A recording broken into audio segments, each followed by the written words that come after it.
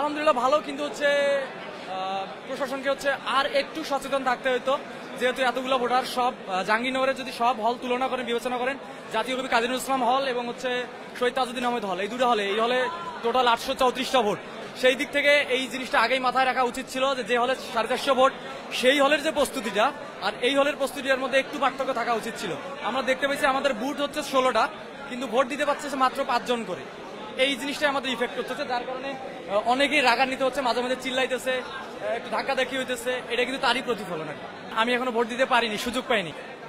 আমি যেহেতু প্রার্থী তো আমাকে থাকতেই হচ্ছে, কিন্তু যদি ভোট দেওয়ার কথা বলেন, আমি প্রথমে 1 ঘন্টার মতো দাঁড়িয়েছিলাম, সুযোগ না পেয়ে আবার বের হয়ে চলে গেছি। আবার 1 ঘন্টার মতো দাঁড়িয়েছিলাম, সুযোগ না পেয়ে বের হয়ে চলে গেছি, কারণ আমি যেহেতু প্রার্থী আমারও টুকটাক প্রচারণার জন্য আমার এটা সমস্যা হয়, সময় চলে যায়, আমি প্রচারণা সেভাবে করতে পারি না। আমি হচ্ছে হল সংসদে ক্রীড়া সম্পাদক পদে প্রতিদ্বন্দ্বিতা করতে। না, আমরা ভোট বর্জন করবো না, আমরা ভোটকে গ্রহণ করবো, অবশ্যই গ্রহণ করবো।